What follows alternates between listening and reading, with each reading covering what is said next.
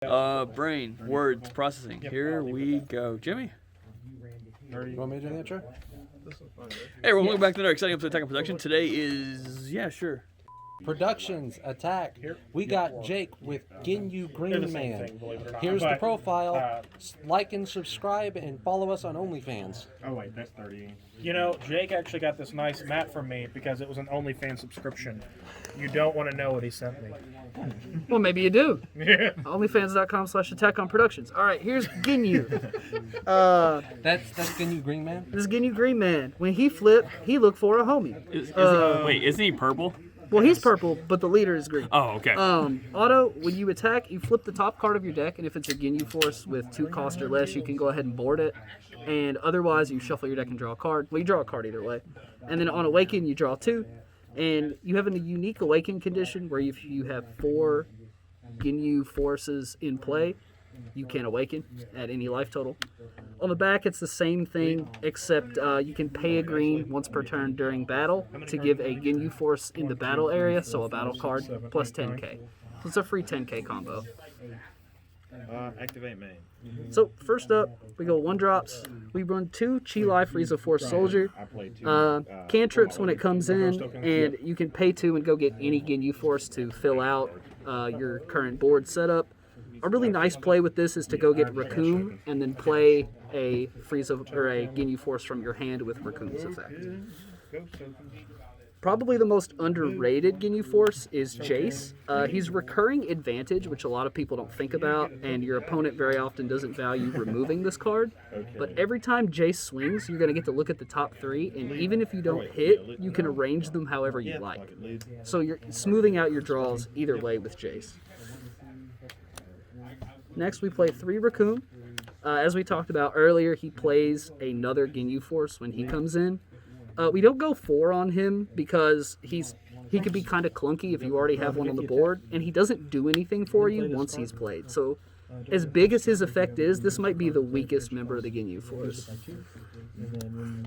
Why don't you run Raccoon's Eraser Gun? I don't think that card was from before I started playing. And it's also yellow. a 4-drop yellow. And it's yellow. Psycho Psychic. This is probably the strongest member of the Ginyu Force. You don't have to actually be able to play this card to get the draw smoothing effect. You can use the activate main on top to discard it and look at the top 3. I swear, I looked at it if it wasn't screwed up. Psycho Psychic, look at the top 5, smooth out your draws, guarantee you hit off your leader, send cards you don't want to the bottom of the deck. This is probably the strongest member of the Ginyu Force. Then we have Birder. He's a blocker, and at the EOT you can restand him to look at the top 3 cards of your deck and arrange them in any order. This is another decent member of the Ginyu Force, but I'd say in power level it's probably around Raccoon. The only thing that keeps it from being not great is the blocker. And then the real star of the show is when the gang all gets together. We play 4 showstoppers. These will let you go get pieces when they deal damage or remove markers from a unison. And this is really the card the deck needs to function. Before this card came out, I don't think Ginyu was really a viable leader at all. Now, it's something I'm really excited to experiment with and hopefully get to some level of competency. 4 Nappas. I've had a lot of hate about this selection, so I'll just defend my choice for a minute. A lot of the time with Ginyu, if you are winning the game, you'll stay at 7, 6, 8 life, potentially, for the entire game. So all of your draw super combos are turned off just by virtue of what leader you're running. So we have to look for power elsewhere. So what we do is play Nappa, so we get to combo with it twice.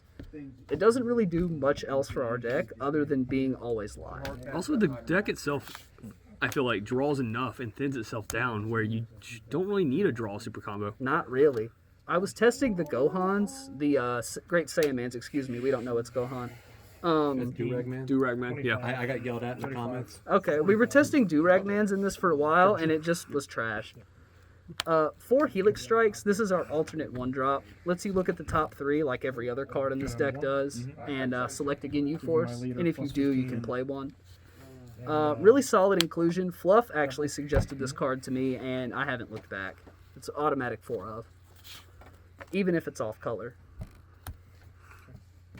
We'll charge all 4 of them and play Raccoon's Eraser Gun. I could.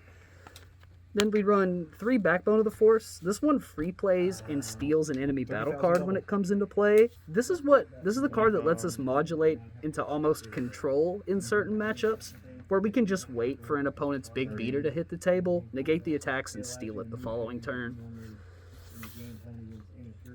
We also run 2 Body Snatcher. We don't really do a lot of the remove the card you stole effect with this guy, just because it's not that great. The main reason this is in the deck is to give your whole board plus 10k, including him.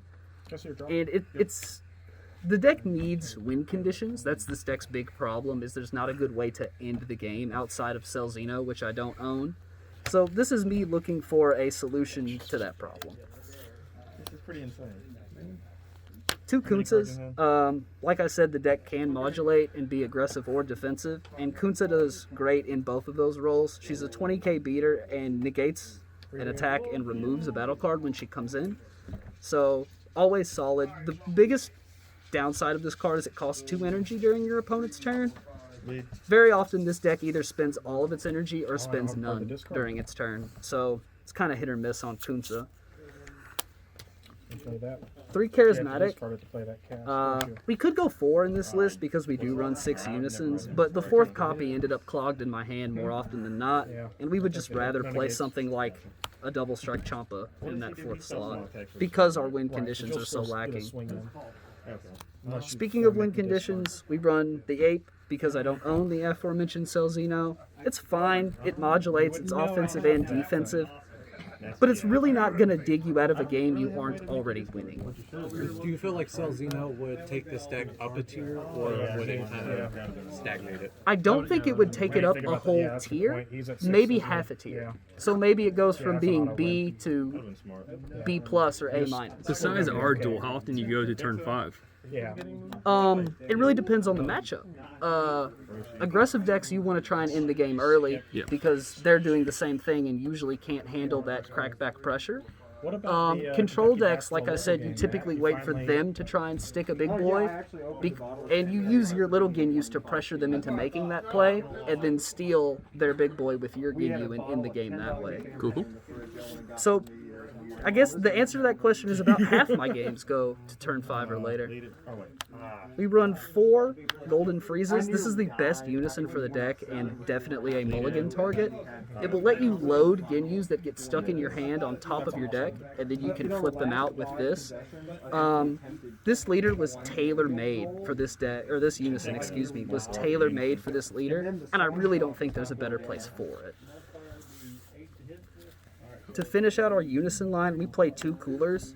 As we are a Swarm deck, sometimes we can go more wide than we already are for great benefits. If you watched the duel last week, Bancroft, because of Coolers, I think had to remove 8 or 10 battle cards in the same turn in order to not die. We won't give you spoilers on what happened, but this guy is what let that happen. Go watch the videos. We work hard on them. Oh, man. Sorry. Specifically, Bancroft works hard on it. Yeah, we just kind of talk, and Bancroft does all the work. Yeah. What are you talking about? We talk shit about his Siege gameplay while he's trying to edit videos. Yeah. Hey, We don't deserve him, man. Last night's Siege was pretty good, though. I mean, it was alright. Sorry, I missed it. Yeah, you better be. I am. We got 2 Shocking Death Balls. Let's just talk about the negate package all at once, because it's relevant. A-tier deck. A-tier deck. Yeah, we play 4 Dormants. This is kind of another card that allows Ginyu to exist right now.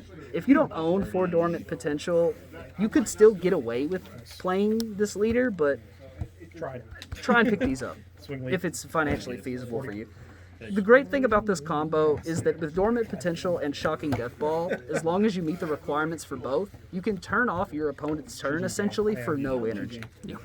And that feels really, really good when you do that. So that's the Shocking also helps us with the problem of having very little removal in the deck for problem 1 and 2 drops, and allows us to pick up our life in those later sections of the game where we still have 6 or 7 life and we need more cards in our hand. So yeah, So that is Ginyu, guys. Thank you for tuning in. Jake, thank you for showcasing it today. I know we didn't get a chance to do our special interview style version of it. Yeah, you know, I don't know why we always tell people about plans that we have, and why we always make plans during holiday weekends. It just doesn't work out. So that being said, thank you all for tuning in. Don't forget, like Jimmy said earlier, click those buttons. They're there for a reason. If you have a fetish like Jimmy does and it makes sense for you. OnlyFans, sure. Yeah, that's there somewhere probably. Jake, last words. If you want to win, you have to practice, and if you want good practice, you got to find good opponents. Oh, and you got to get a good channel editor too, like Bancroft. Yeah, exactly. Jimmy? If it burns when you pee, you probably have a Bowman mat. And with that being said, Like always, read your cards, know your place, fluff out.